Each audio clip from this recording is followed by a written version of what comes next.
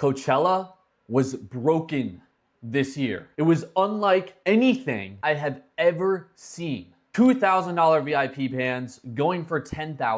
$10,000 VIP bands going for $20,000. Airbnb hosts were canceling month-old bookings just because someone else offered to pay 10 times the amount. OnlyFans creator Sophie Rain paid $200,000 for 3 days for her and her friends to go to the event. That is more than double my college tuition for 3 days. But here is the craziest part. All this overspending and just craziness of what Coachella was this year, all of it happened because of one man and one man only. And you know who that guy is? Justin Bieber. The craziest thing though, his performance wasn't really a spectacle. It was just a $10 million set where he sat in a chair, scrolled YouTube, and sang along with the crowd. And almost everybody there loved it. It was authentic. But how does an artist whose latest album was his worst performing debut album to date create this much perceived value? And why would the richest people on earth pay just about anything to see him browse the internet? The crazy thing about Justin's story is that it isn't just a pop star biography. It's a blueprint for creative identity and how all creatives should be approaching their careers. And it illustrates a very important concept that every single creator needs to adopt if they want to build something meaningful. Justin Bieber was discovered by Scooter Braun in 2008. And Scooter Braun was a record label executive. He really wanted to sign new talent, but he saw that the current way that artists were being signed was very crowded. Everyone was going to these live shows, everyone was going after the same artists, and so Scooter was looking for a competitive advantage to sign talent that other record labels wouldn't really know about. And he found this thing on the internet that he thought would give him that competitive advantage. And that platform was called YouTube. With 65,000 uploads a day, which is 2% of what we see today, the platform was rapidly growing, and it was taking the internet by storm. It was a place where anybody with a phone and a camera could upload themselves to the world. Justin Bieber was one of those people. He was only 13 years old. He was an early adopter of the internet, and he decided what better way to share some performances with the world than on YouTube.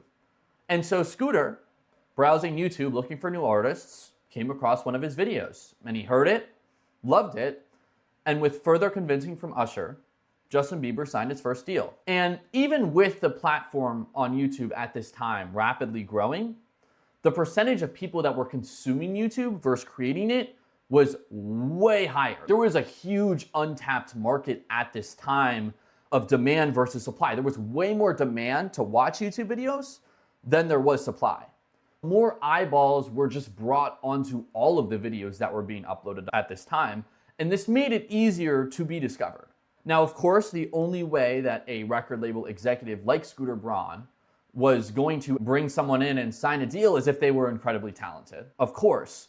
But the odds of somebody like Scooter Braun or someone of power or influence coming across your video was much higher back then than it is now.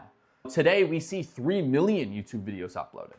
Compare that to 65,000, that's a 50x growth factor. And so the demand curve has long since moved in the opposite direction. Yes, there's a lot of demand, but there's a ton of supply now. There's a ton of supply. And if anything, I would argue that it's moving like this, where the supply is only becoming higher and the demand is only becoming lower as we see more people trying to not be on the internet as much.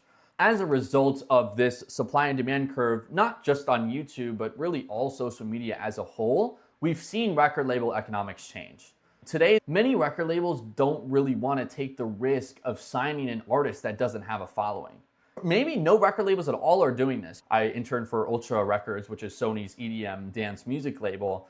Every artist that we were signing already had some Instagram following, already had some Spotify metrics. It made way more sense for us to capitalize on any garnered attention that the artist had already accumulated and then kind of throw gasoline on the fire. And that was a better strategy than just trying to build an artist from the ground up.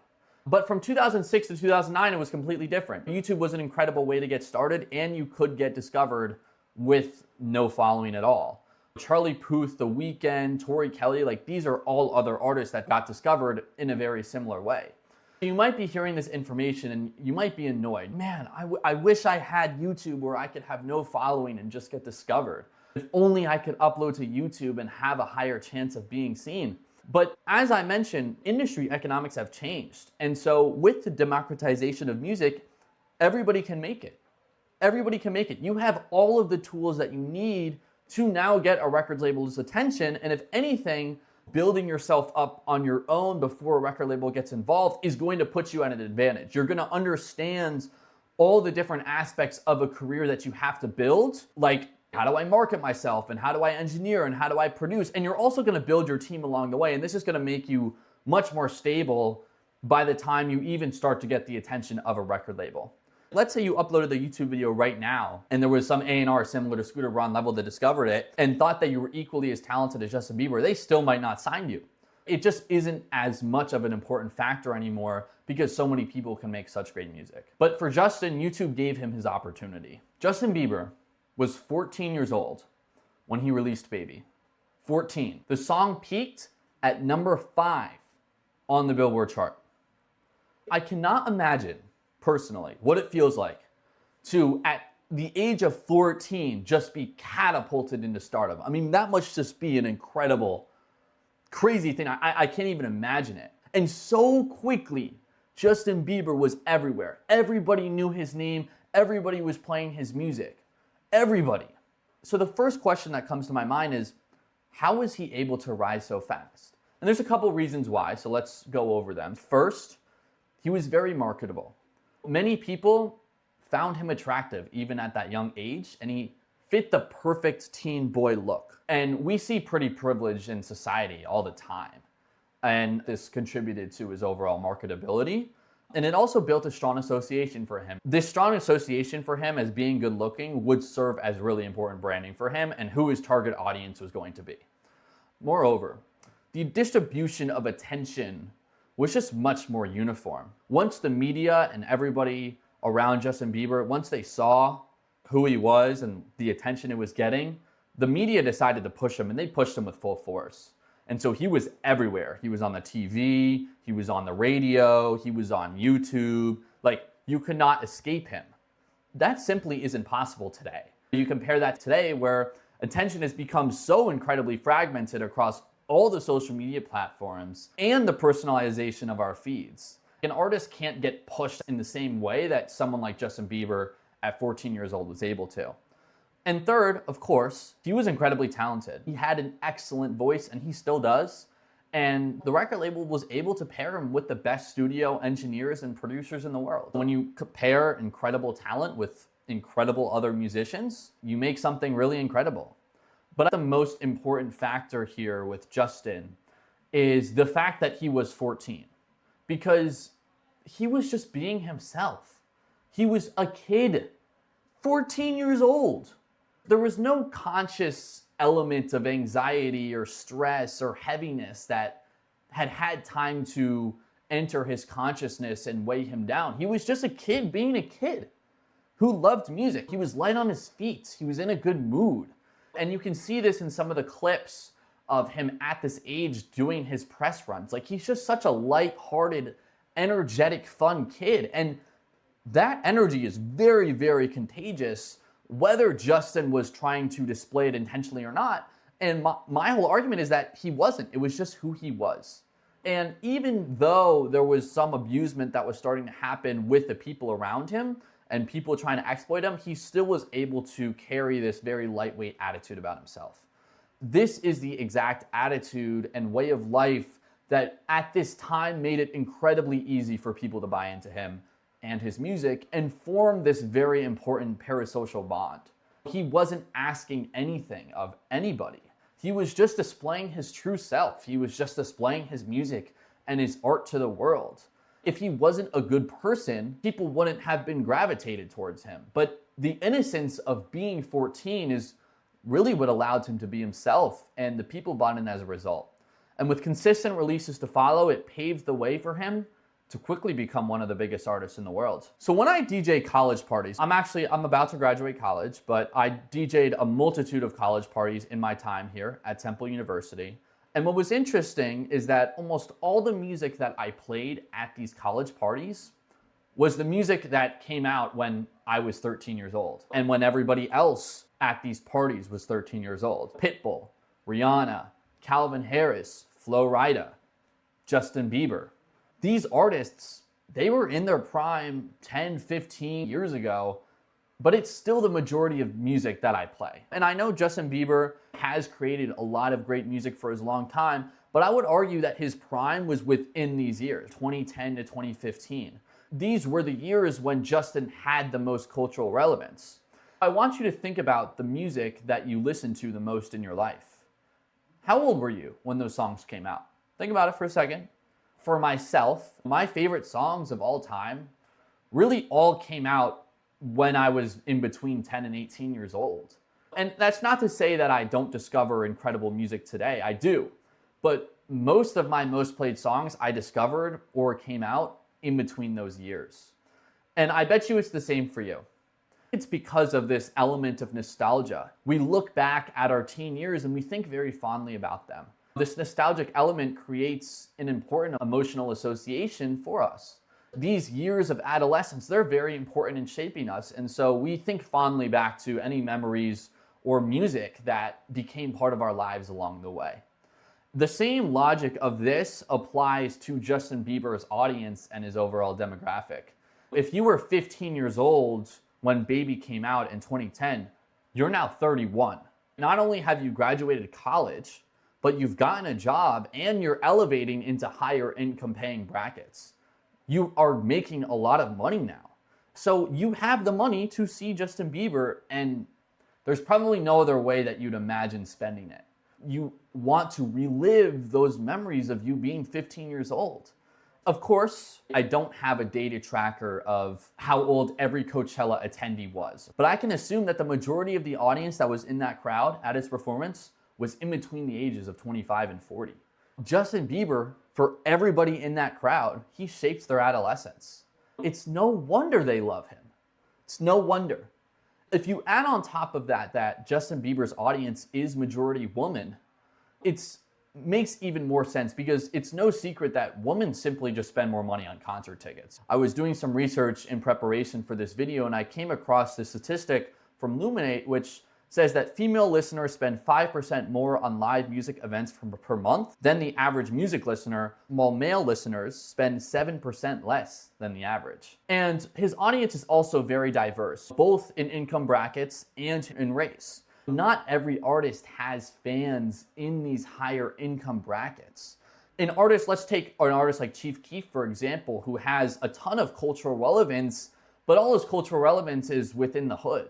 And they probably, again, this is just an assumption I'm making, but a lot of the people from the hood probably can't afford the thousands of dollars Coachella demands. The people that are coming to see Justin Bieber here, because his audience is so diverse, the richest people in the world love him. And so they are gonna pay whatever it takes to see him. If you are an artist, you can't manufacture who listens to you, but it's very important to understand who is listening to you so you can know how to move your career and move your trajectory. What live opportunities are you going to play at? Where do they reside? These are all important things to consider. It's important to know who is listening to your music. It wasn't all sunshine and rainbows for Justin Bieber. You might think up until this point that he's had this perfectly incredible career where he's making the music that everybody in the world's listening to and all the richest people are listening to him and they'll pay all the money in the world. He had this incredible rise to fame, but there were a couple instances within this rise where he announced that he was going to be taking a break. Let's examine the following instances. In 2017, Justin Bieber had to cancel the final 14 days of his Purpose tour, and his reasoning was to make his mind, heart, and soul sustainable. And then in 2019, he took another temporary hiatus, and that aimed to address deep-rooted issues. For Justin Bieber, he had a real string of albums until the year 2015, but from the years 2015 to 2020, he did not release a single album at all. And these were when he was within the ages of 20 and 25. Of course, many factors likely led to this break, but to me, much of it seems like identity instability. He was no longer that lightweight kid anymore, that kid of innocence. Unfortunately, he had been exploited by the industry and almost everybody in his life. And this all happened before he even turned 20 years old. He was making all the money in the world, but he was still dealing with all these mental health issues. This is identity instability. This is somebody that came into the world with being so authentically himself and got exploited for that, and it really hurt him as a result. It hurts him mentally. And when a creative has an identity collapse, the solution is to find why they started again. They must find what actually gave them meaning in the first place and gives them meaning not externally but internally. They must find what gives them peace, not at some future imaginary destination that doesn't exist, but right now. What they can unapologetically contribute to the world. When you think about that as the solution for identity instability, look at the performance that we just witnessed. He's on his computer, browsing YouTube with his fans, and he's just performing his music. This is what he always loved to do since the beginning. It had never left. He just needed to rediscover it. And all of his fans loved it. Not because it was glamorous, because it certainly wasn't, but because it was him, his true self, expressing his internal meaning into the world for fans to connect with. This is the same Justin that was 10 years old uploading to music for the first time. And it was obvious. Justin was creating art again.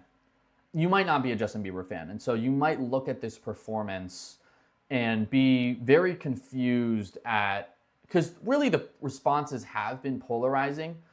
You might look at this performance and be very confused as to how people can enjoy this. How can he get away with just being himself? How can he get away with no band or glamorous performance? How can he get away with him just singing with YouTube open? And it's for this exact reason. The fans that were there, they recognized that this was the same Justin that they fell in love with when they were 13 years old. He wasn't putting on a facade. He wasn't trying to be happy in some future. He just was performing music. He was being himself. And the fans, that they love that, because when an artist does that and they are authentically being themselves, they are presenting themselves to the world. They were allowing fans to come in and connect. And it's a truly, truly special thing. And that's why his fans loved his performance, because he was simply being himself, you know, and they could see themselves in him. They could see their 13-year-old selves in him again. You can't replicate the way that Justin Bieber was discovered, and you shouldn't try. Everybody's journey is incredibly unique, and YouTube in 2008 simply doesn't exist anymore. But the principles are exactly the same. Know who is listening to your music, demographically, psychographically, and where they'll be in 10 years. Create music that embeds into people's emotional memory. And most importantly, be yourself. Never who the industry tells you to be. Because the same person that spent $50,000 to see Justin Bieber at Coachella was at some point 13 years old singing Baby in the shower. And you can have that same effect. And it's built through one honest song at a time. So start building it. Hello, my name is Alex Fisher. If you enjoyed this video, I would really appreciate it if you leave a like, hit subscribe. I write weekly newsletters surrounding similar topics. You can check them out at the link in the description. And if you are a creative and you want to gain clarity, build strategy, and move forward with confidence, you can book a call at the link below. And I will see you guys next time.